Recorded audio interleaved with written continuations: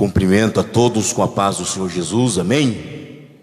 Graças a Deus que nos dá a vitória por nosso Senhor Jesus Cristo e nos concede esta oportunidade de mais uma vez aqui estarmos para juntos louvarmos e exaltarmos o seu nome. Vamos cantar, amados, o hino de número 131 da nossa harpa cristã, hino de número 131.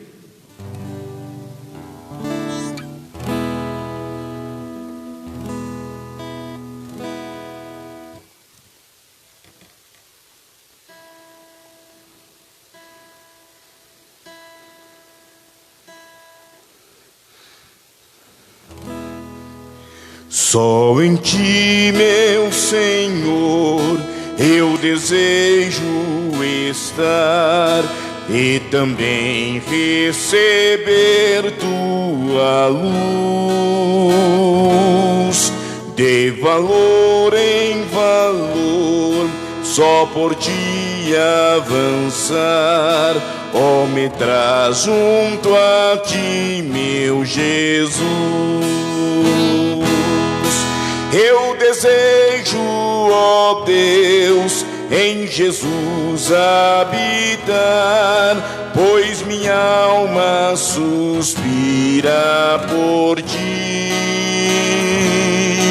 De valor em valor e na fé aumentar, para que vejam Cristo em mim. O caminho, Senhor, faz-me mais conhecer, que me leva à santa Sião. Por teu grande favor e com muito prazer, entrarei na eterna mansão. Eu desejo, ó Deus, em Jesus habitar, pois minha alma suspira por ti. De valor em valor e na fé aumentar, para que vejam Cristo em mim. Tua mão, ó Senhor, queira me proteger e dos males aqui me livrar. Na manhã de esplendor eu também quero ser dos fiéis que vão ressuscitar. Eu desejo, ó Deus, em Jesus habitar, pois minha alma suspira por ti.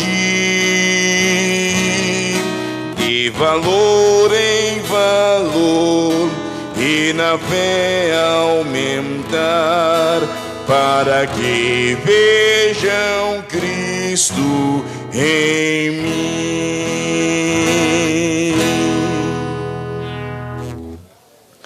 Glória a Deus. Cantemos 155, irmãos. Hino de número 155. Vamos adorar a Deus com este louvor.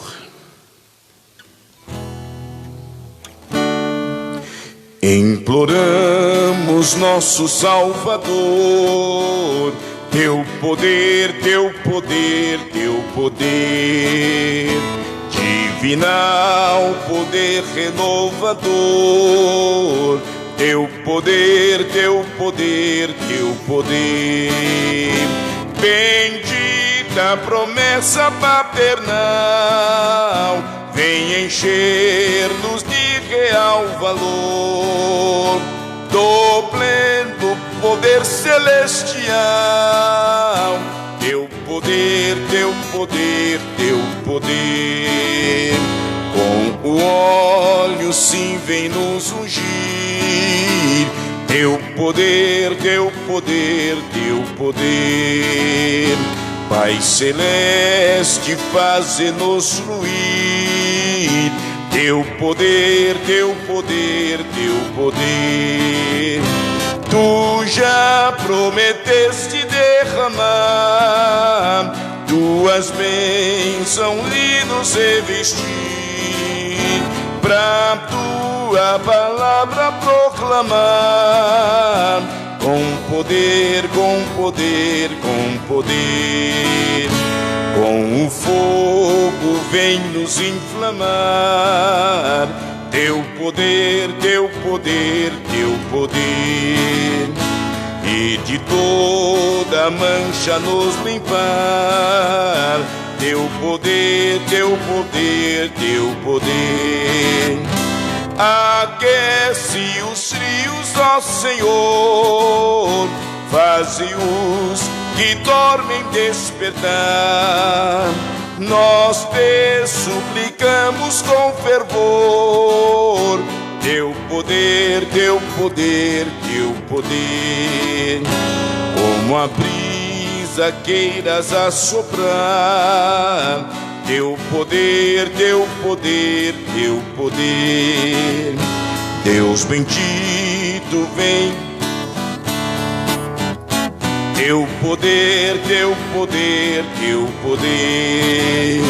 Perene e doce comunhão, quero aqui contigo, ó Pai, gozar. Depressa nos enche o coração, com poder, com poder, com poder.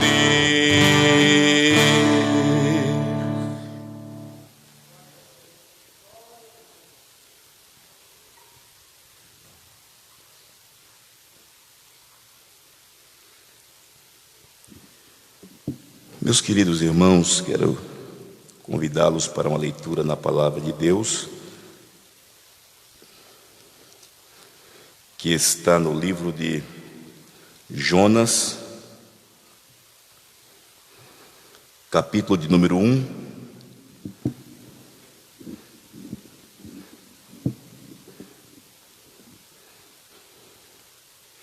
Leremos apenas o versículo de número 1 e 2. Jonas, capítulo de número 1, o versículo de número 1 e o versículo de número 2.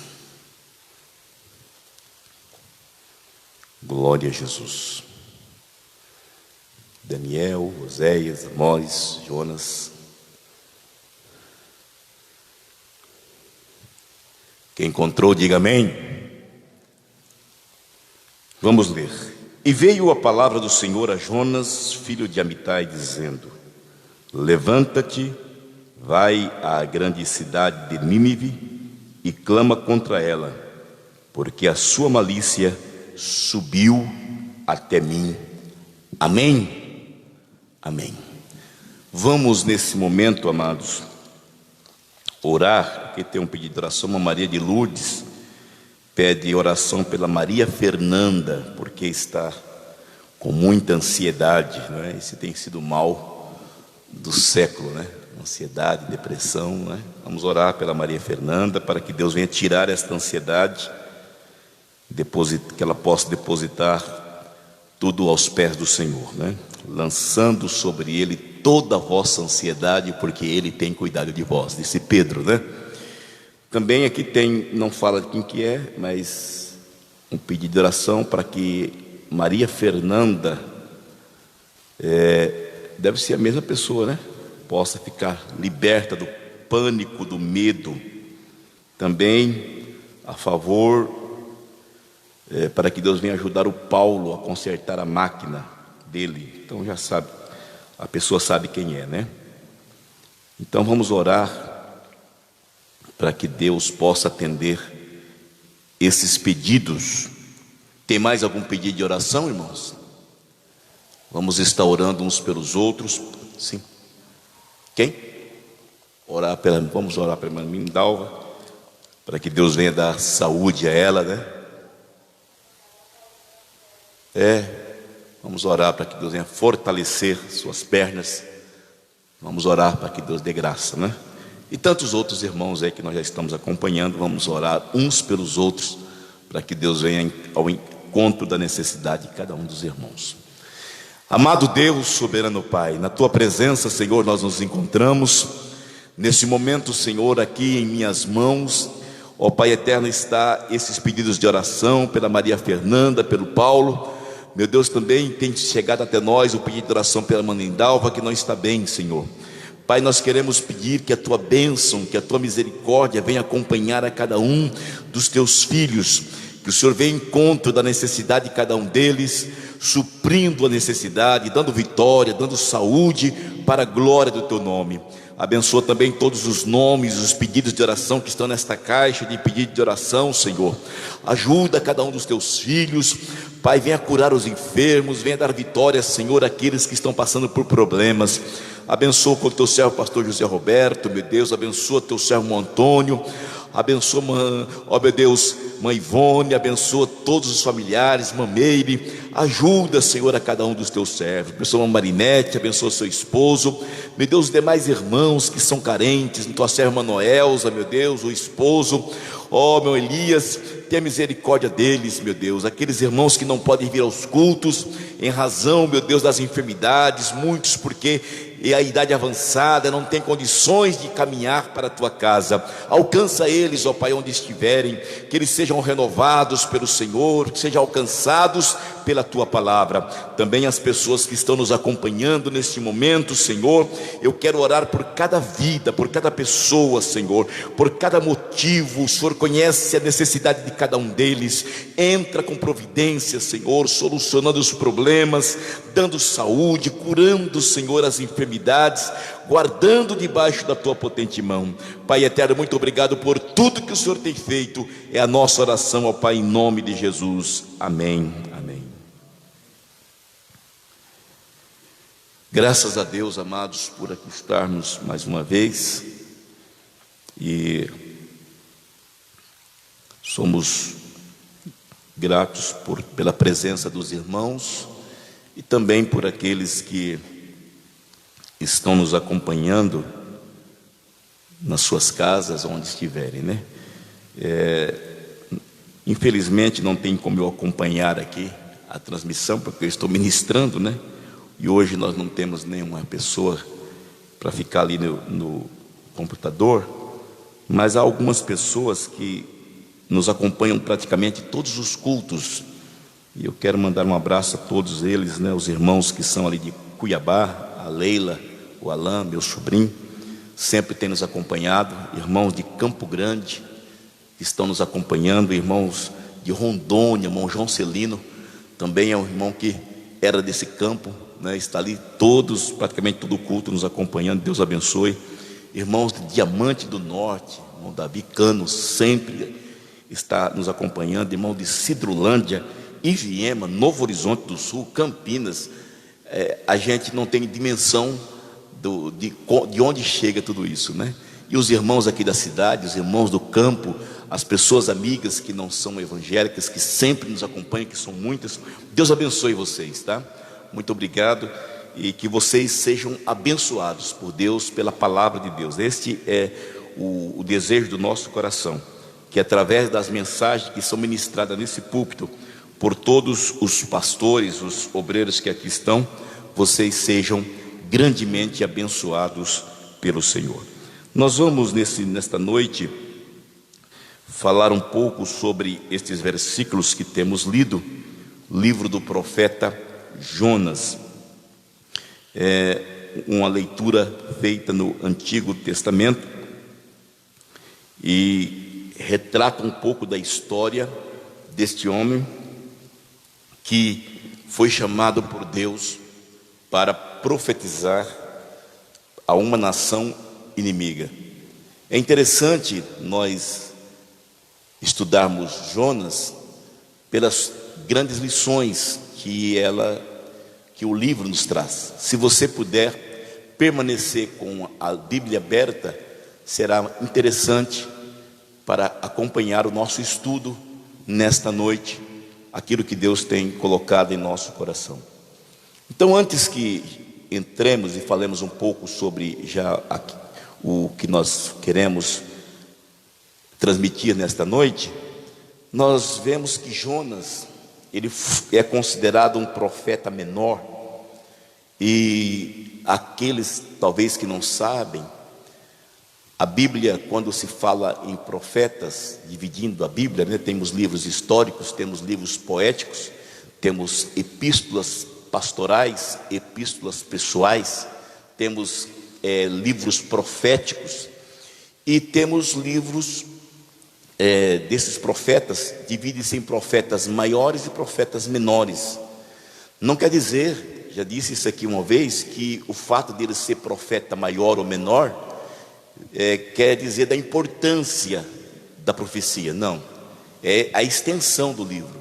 Então, quando se trata de um profeta menor, é porque, como o livro de Jonas, por exemplo, só tem 4 capítulos.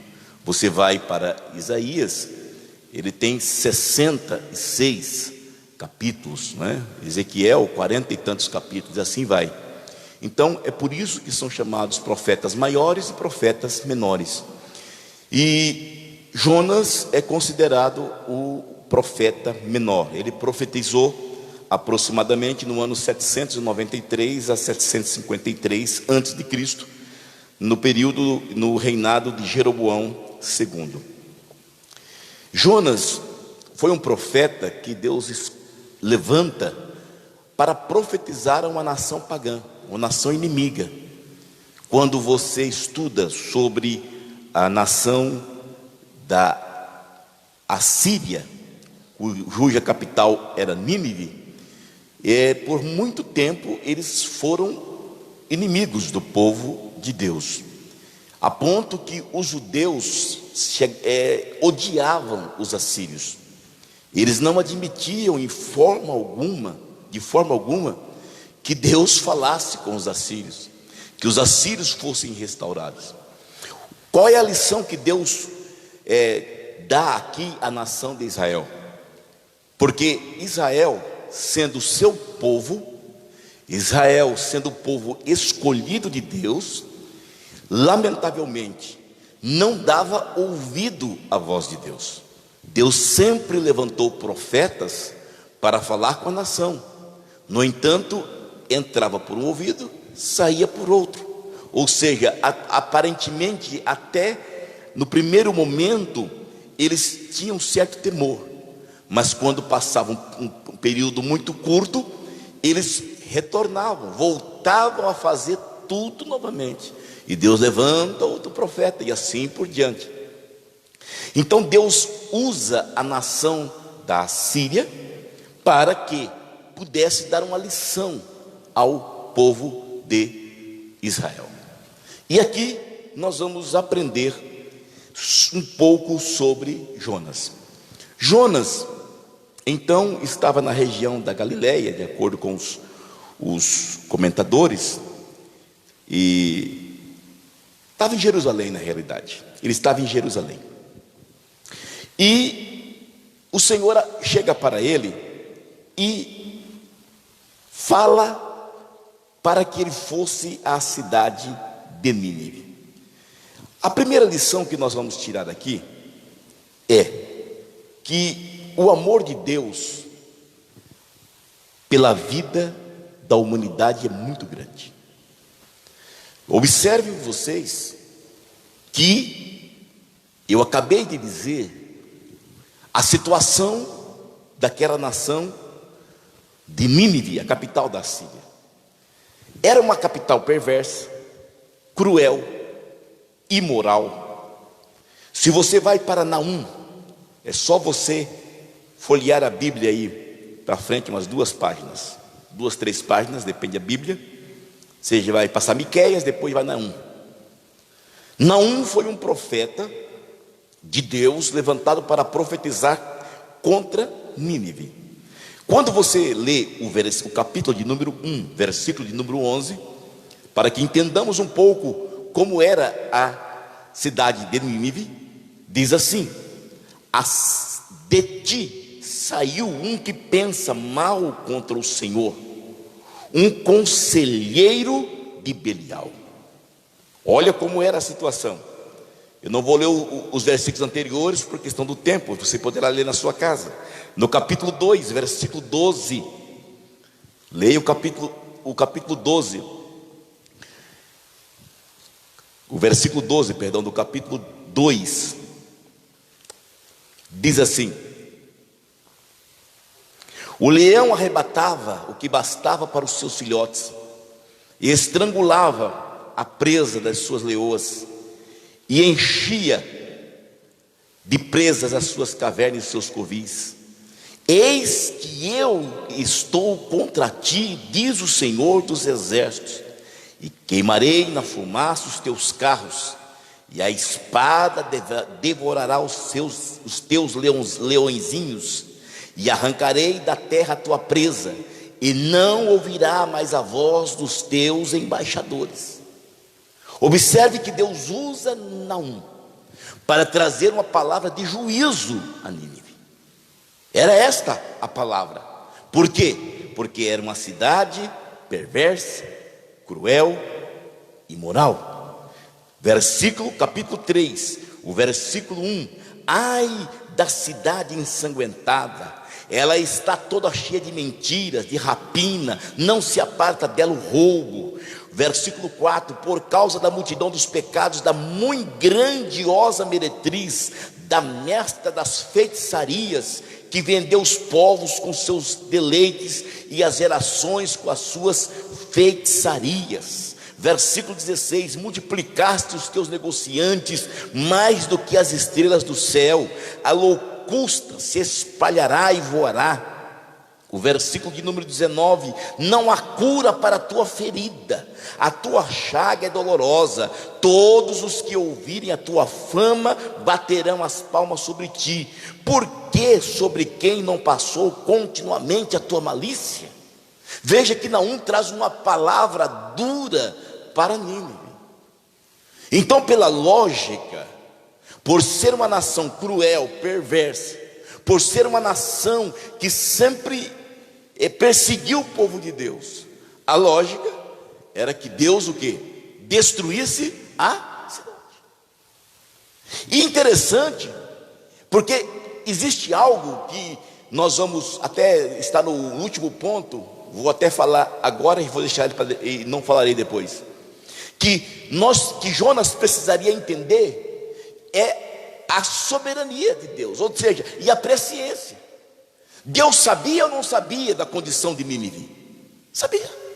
Deus sabia que aquele povo se arrependeria ou não sabia? Sabia. Mas o amor de Deus pela cidade era maior do que o seu pecado. O amor de Deus por aquele povo era maior. Da mesma forma que, se nós trouxermos para os dias de hoje, nós vamos entender o grande amor de Deus pela vida da humanidade.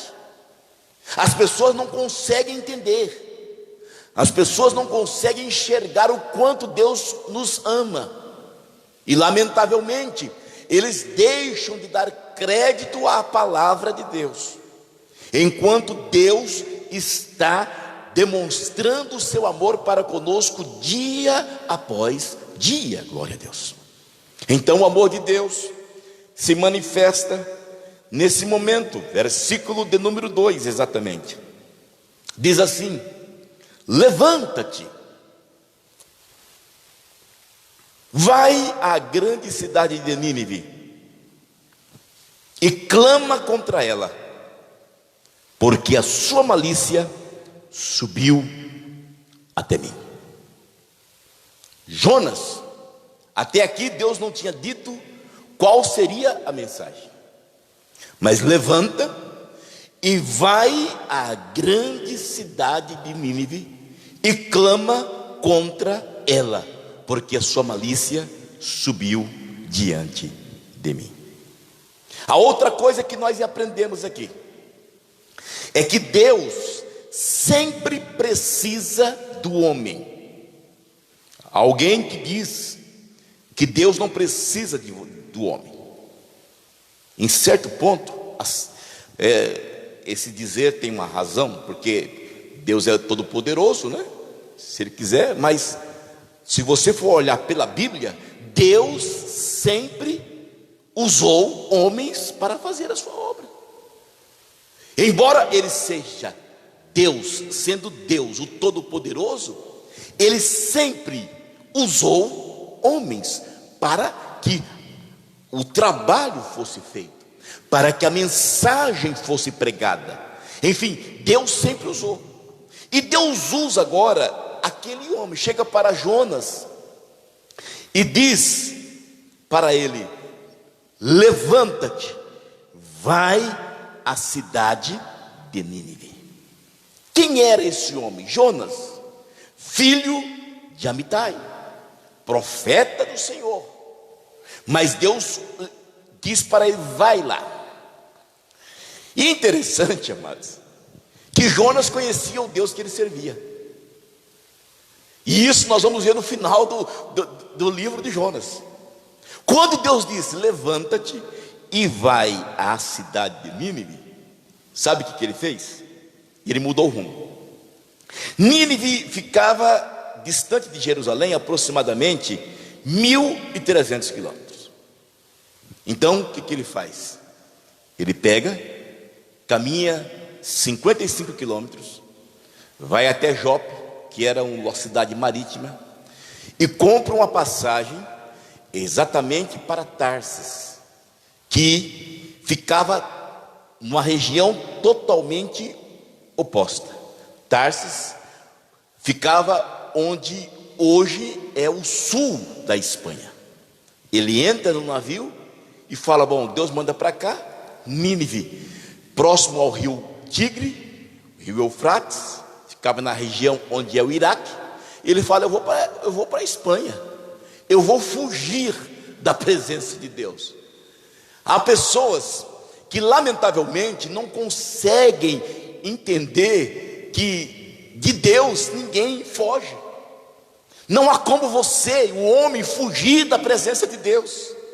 Se Deus tem um propósito na minha e na nossa vida, nós precisamos nos jogar nas suas mãos e dizer: eis-me aqui, usa-me, Senhor. Glória a Deus. Precisamos dizer: Senhor, naquilo que eu for útil, eu quero ser usado nas tuas mãos.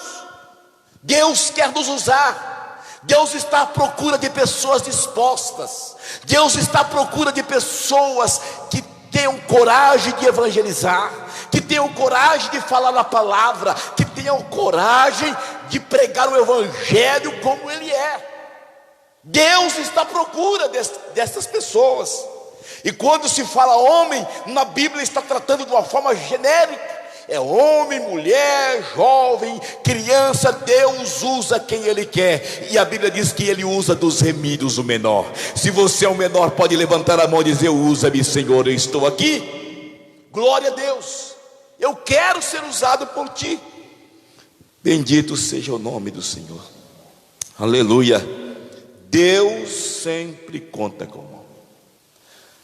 Enquanto meditava nesta palavra, veio ao meu coração uma passagem que muito interessante, ao meu ver, porque Deus usaria o profeta Jonas para falar em uma cidade que estava totalmente afastada. Deus, obviamente, sabia, e Jonas já desconfiava, porque ele falou: tu és um Deus grande em beneficência, tu és misericordioso. Então, quando você abre a Bíblia em Atos dos Apóstolos,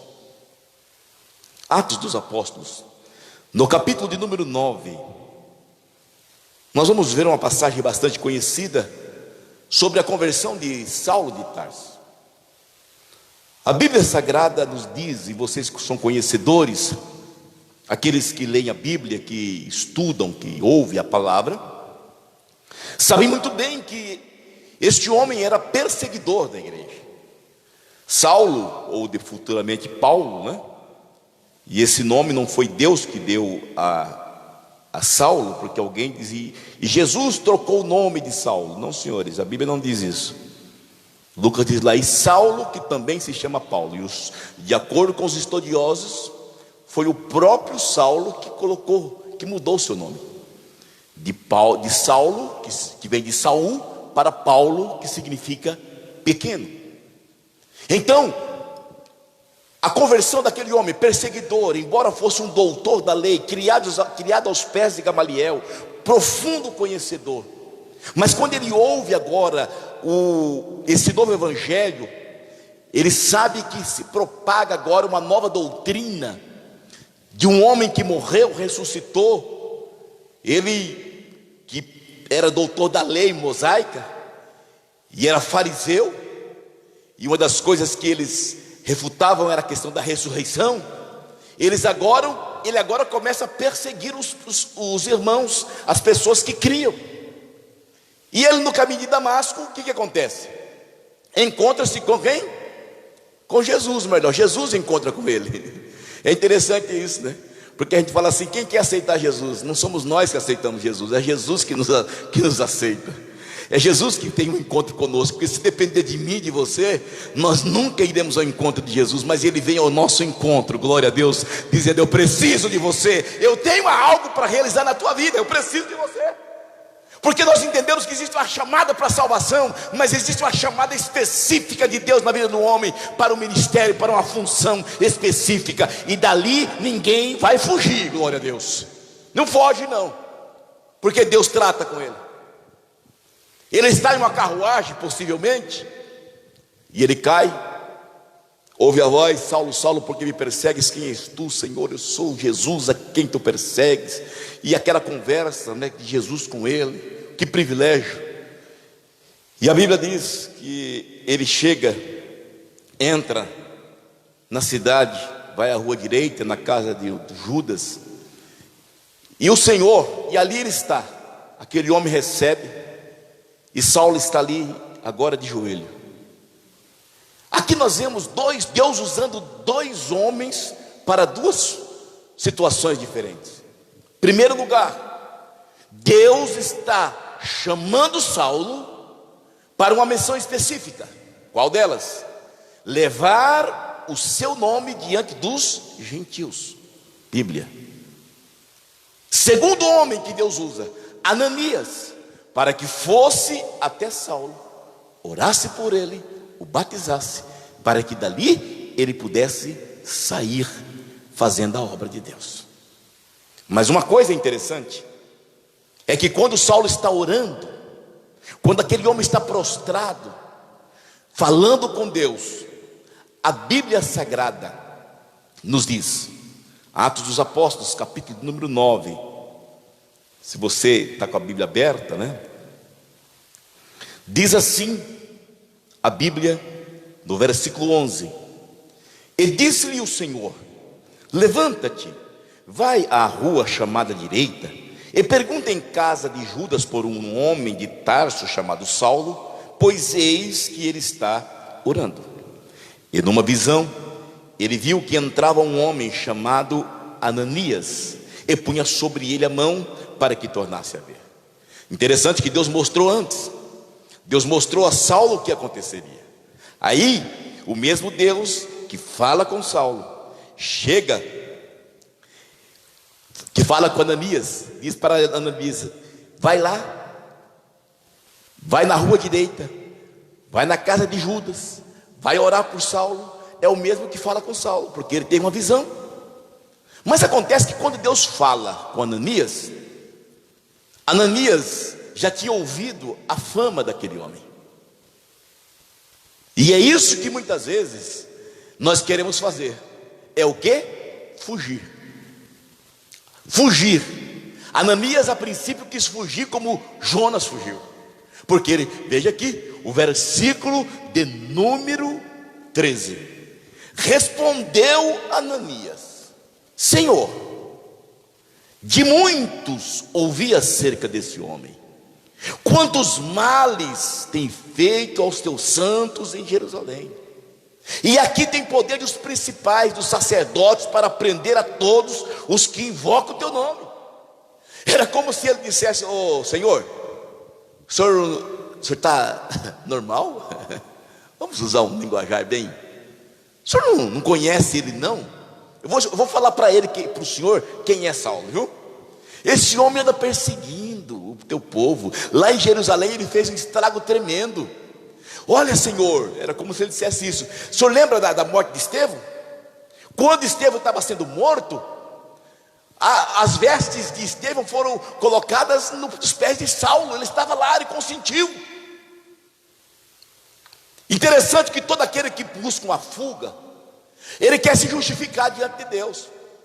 Toda pessoa que Deus tem um propósito na vida dele, que Deus fala com ele, e que ele reluta em aceitar o chamado de Deus, ele quer ficar só justificando. Pare de se justificar. A melhor coisa que você tem é obedecer à voz de Deus. A melhor coisa que tem é entender que Deus está falando e ele se responsabiliza por aquilo que ele fala. Glória a Deus. Aleluia. Glória a Deus. Ele chega. Oh, candará, surimi, candarais. Aleluia. Glória a Deus. E tenta se justificar ao Senhor. Deus chega para ele e diz: Ananias, para você ele pode ser um perseguidor. Para você ele já tem feito um estrago tremendo em Jerusalém. Para você ele pode ser um homem que vai causar muitos males. Só que vai, porque para mim ele é um vaso escolhido. Para mim ele é um vaso escolhido. Vaso escolhido, vaso escolhido, glória a Deus, aleluia. E diz: para levar o meu nome diante dos gentios, dos reis e dos filhos de Israel. Ele vai evangelizar gentil, vai evangelizar rei, vai evangelizar os filhos de Israel. E esse homem será tremendo. E depois de Jesus, na Bíblia Sagrada, o homem que nós mais falamos é do apóstolo Paulo, porque a Bíblia se cumpre, glória a Deus. Tentou fugir. Saulo tentou fugir. E depois, o mesmo Saulo, ele chega e diz na primeira carta aos Coríntios, esse apóstolo Paulo, 1 Coríntios capítulo de número 9, a respeito do seu chamado, versículo de número 16, 17, o apóstolo Paulo diz assim: porque se anuncio o evangelho, não tenho de que me gloriar, pois me é imposta essa obrigação, e ai de mim, se não anunciar o evangelho. Paulo diz: olha, não tem como fugir, não tem como fugir, de forma alguma. Louvado seja o nome do Senhor. Certa vez, Ágapo pegou um cinto do apóstolo Paulo, amarrou as suas mãos e disse: eis que assim diz o Espírito, assim farão com o dono desse cinto quando chegar lá em Jerusalém. Aí os irmãos começaram a dizer: pô, meu Paulo, não vai. Pô, meus irmãos, o que é isso? Vocês estão deixando meu coração triste? Eu não estou somente disposto a ser preso, como a morrer por causa do evangelho. Quer dizer, eu comecei e eu não vou voltar atrás. Aleluia. Eu iniciei e eu não vou fugir, eu vou avante, porque como diz a Bíblia, aquele que coloca a mão no arado não olhe para trás, porque se olhar não é apto do reino de Deus. Louvado seja Deus. Vamos correr, porque o tempo está indo rápido e vamos terminar mais cedo. Terceira coisa que nós vemos aqui é que as pessoas estão constantemente tentando fugir de Deus. Voltando para o texto que temos lido. Então o Senhor chega e escolhe um homem. Deus então tem um amor especial por uma cidade de Nínive. E Deus pega esse homem que ele escolheu e diz: vá até Nínive. Mas Jonas compra uma passagem e vai para Tarsis, para uma região totalmente oposta, porque ele tenta fugir. entra no navio. Chegou lá, quanto que é a passagem aqui para Tarsis? É tanto. Dá uma para mim, por favor. Comprou, entrou, falou: bom, ninguém me conhece, ninguém sabe de onde eu sou, ninguém sabe se eu sou profeta ou não sou, ninguém sabe que eu estou fugindo da presença de Deus. Estou tranquilo, bora. E realmente o navio parte e vão caminhando, e vão caminhando. O que nós aprendemos aqui, vemos, trazendo para os dias de hoje, é que o que mais existe são pessoas fugindo da presença de Deus, ou melhor, tentando se esconder, porque não existe, não tem como uma pessoa se esconder de Deus. O primeiro homem, capítulo 3 de Gênesis, ele errou, porque vocês conhecem a história. Deus deu algumas diretrizes, colocou algumas normas, e desobedeceram. A serpente veio, enganou a mulher tomou do fruto, deu ao marido, comeu, capítulo 3. E quando comeu aquele fruto, a Bíblia diz que abriu os seus olhos.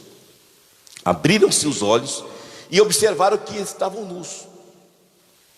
Aí, vamos lá, versículo de número 7 do capítulo 3 de Gênesis. Então foram abertos os olhos de ambos e conheceram que estavam nus, coseram folhas de figueira e fizeram para si aventais.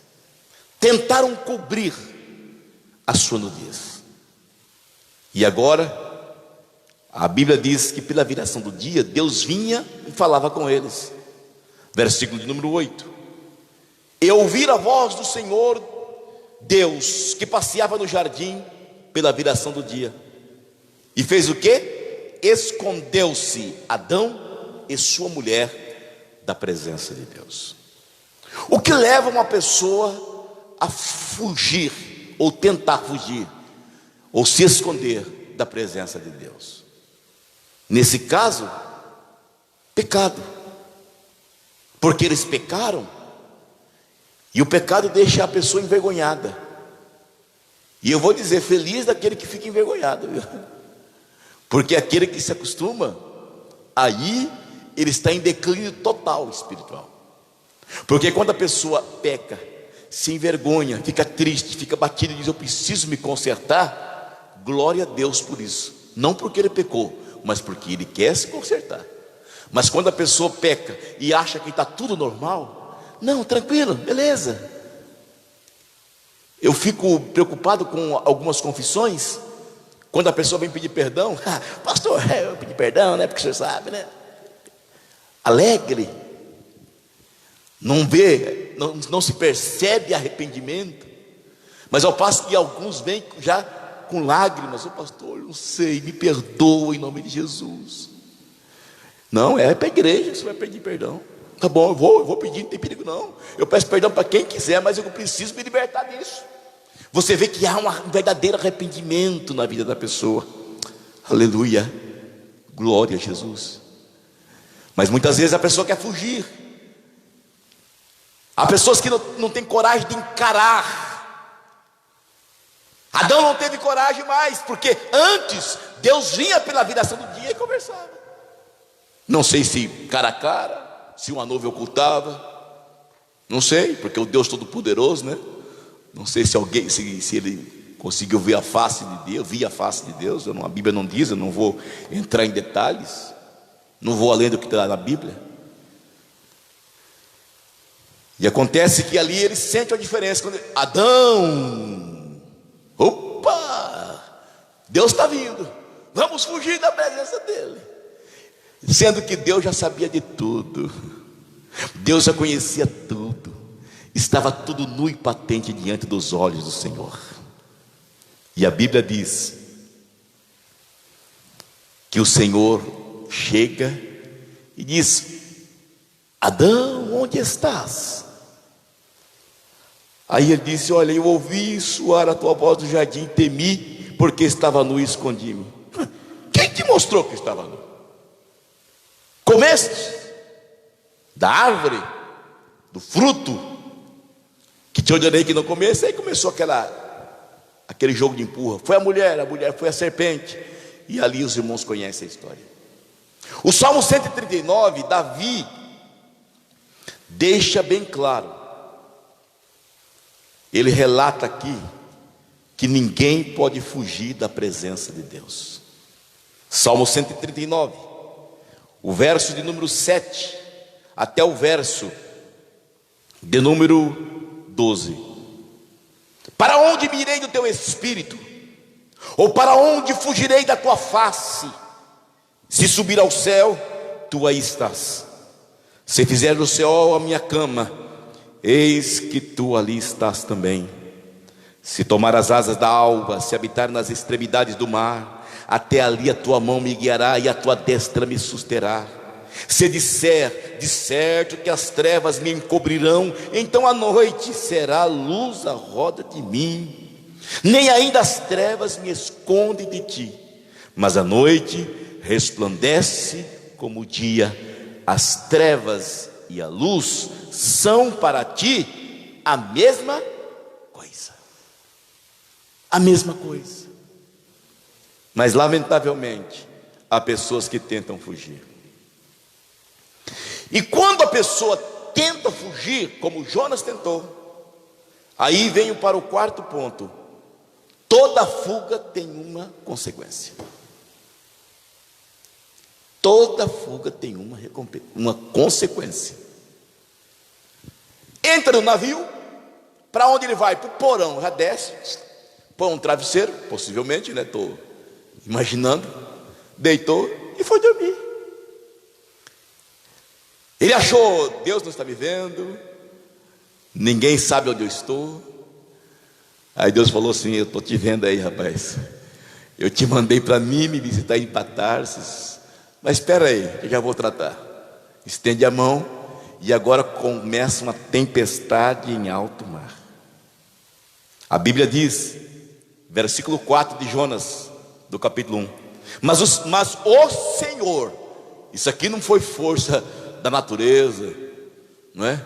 Não foi El Ninho nem El Ninha, não foi aquecimento global, como as pessoas hoje estão assim. Está vindo a nuvem de gafanhoto aí da Argentina, né? Vocês viram, né? Já está entrando, possivelmente entrará no Rio Grande do Sul, vindo em direção ao Brasil. Destrói uma plantação aí para 2.000 vacas em questão de minutos e horas. Nuvem de gafanhoto que está entrando aí no Brasil. E alguns podem pensar: não, aquecimento global, por causa da destruição da Amazônia, não sei o quê. É nada, isso aqui é a mão de Deus. É Deus tratando com a humanidade, porque manda o Covid e o povo não se arrepende. Manda tal, não, e Deus vai. As coisas vão só aumentar daqui para frente, viu? E a Bíblia diz que é só princípio de dor. Só princípio. Então as pessoas precisam entender, precisam começar a entender que Deus está no controle de todas as coisas. Alguém talvez pudesse olhar: mas não, essa tempestade é comum. Não, senhores, a Bíblia diz que o Senhor mandou ao mar um grande vento e fez-se no mar uma grande tempestade, e o navio estava para quebrar-se. A fuga, a consequência da fuga é tremenda, sabe por quê? Porque normalmente a consequência não atinge só quem está fugindo. Sabe quem entra no pacote? Quem está perto. Vocês já perceberam que às vezes famílias inteiras sofrem porque um está fugindo? E como Deus quer tratar com aquela pessoa, os outros acabam enfrentando as consequências da fuga. O problema era Jonas, mas quem sofre? Todos os que estavam no navio. O navio começa a balançar de um lado para o outro, as pessoas estão ali. E aí o que eles fizeram? Vamos jogar fora tudo que tem aqui dentro do navio. Vamos jogar os provimentos, vamos jogar o alimento, joga as fazendas, vai jogando, para ver se o navio fica mais leve, para que não venhamos perecer. E às vezes Há pessoas que não conseguem enxergar, estão com os olhos tapados, e os problemas estão dentro de casa, os problemas estão dentro da família. Pessoas estão sofrendo, mas ele não consegue enxergar que ele, a pessoa, ou ele ou ela, é o causador daquilo ali, que aquela consequência está vindo em decorrência de uma falha sua, porque Deus mandou ele ou ela para outro lugar, porque o propósito de Deus na vida deles era outro. No entanto, desobedeceram a voz do Todo-Poderoso. Mas tem uma coisa: o Deus que nós servimos é um Deus de amor. Glória a Deus, aleluia, glória a Jesus, aleluia, glória a Deus, glória a Deus. E aí o que acontece, meus amados irmãos? Jogaram tudo. Aí alguém chegou e disse: olha, lá no porão tem um camarada lá que não está nem aí. Ele está dormindo um sono profundo. Versículo de número 5. Jonas, porém, dormia, deitou-se e dormia um sono profundo. Chegou o comandante, o mestre do navio, e disse: que tens, dormente? Levanta-te, invoca o teu Deus, talvez assim Deus se lembre de nós, para que não pereçamos. E aí diz: vamos lançar sorte, vamos ver quem é o culpado de tudo isso aqui. E caiu exatamente nele. E aí ele começa a dizer: olha, realmente eu sou culpado, porque eu sou hebreu, temo ao Senhor do céu, que fez o mar, a terra seca. Então os homens, quando ouviram isso, versículo de número 10, encheram de grande temor. Eles disseram: por que você fez isso, rapaz? Por quê? Pois sabiam os homens que fugia de diante do Senhor, porque ele tinha dito: eu estou aqui, sabe por quê? Porque Deus me mandou à cidade de Nínive. Mas eu não fui não, eu estou fugitivo. Eu fui até Jope, comprei a passagem, estou indo para Tarsis. Por que você fez isso? Você deveria atender a voz de Deus. E agora, o que nós vamos fazer com você? Me lance no mar. Pode me lançar? Não, não pode me lançar. A tempestade vai passar. Aqueles homens oraram, disseram: ó Senhor, tem misericórdia, não impute sobre nós o sangue desse homem. Jogaram, e veio um grande peixe e o tragou. O peixe o tragou.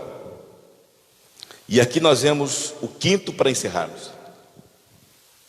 A quinta coisa que nós aprendemos aqui é que Deus sempre dá uma outra oportunidade à pessoa.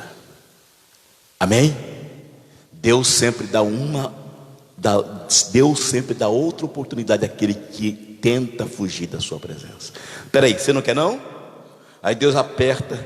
Aí quando a pessoa reconhece, diz: tá bom, você quer agora? Quer, então vem cá. Vem cá que eu vou tratar diferente com você. Glória a Deus. Deus manda o grande peixe, traga Jonas. E ali, capítulo 2, todo o capítulo, que são só 10 versículos, é da oração de um homem no ventre de um peixe. Na angústia, na minha angústia clamei ao Senhor, Ele me respondeu. Do ventre do inferno gritei, e tu ouviste a minha voz. 3 dias ele passa ali. Aí alguém diz assim: e o peixe vomitou Jonas em Nínive. Não, senhores, Nínive não era a cidade marítima. Ele estava no grande mar Mediterrâneo. Então o peixe vomitou ele numa praia do mar Mediterrâneo. Os historiadores dizem que aproximadamente de onde o peixe vomitou até Nínive, ele teve que caminhar 600 quilômetros. E foi a pé. Deus disse: agora você vai. E ele foi. Depois de passar 3 dias, aí ele chega na cidade e começa a pregar. E a mensagem não era uma mensagem de conversão, Na realidade era uma mensagem de juízo, porque o versículo 4 do capítulo 3 disse: ainda 40 dias e Nínive será subvertida. Era esta a mensagem: ainda 40 dias Nínive será subvertida. E sabe o que aconteceu?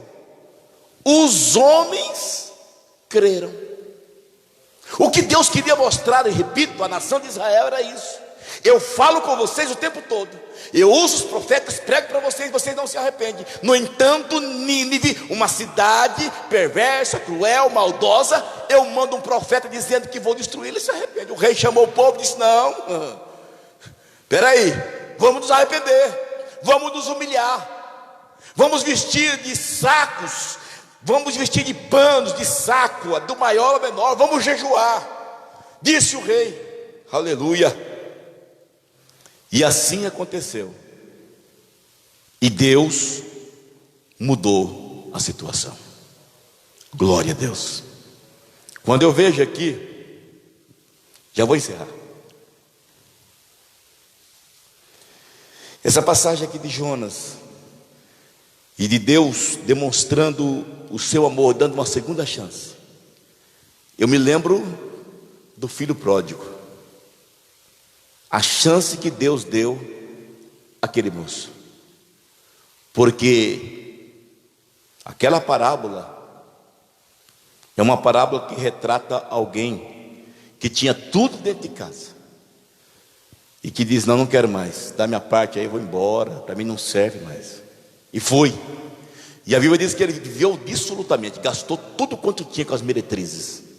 Mas certa vez, depois de perder tudo, a situação dele chega ao ponto de ter que apacentar porcos e ter desejo de comer a comida dos porcos. E nesse momento ele cai em si e disse: quantos trabalhadores na casa de meu pai têm abundância de pão, e eu estou aqui perecendo de fome.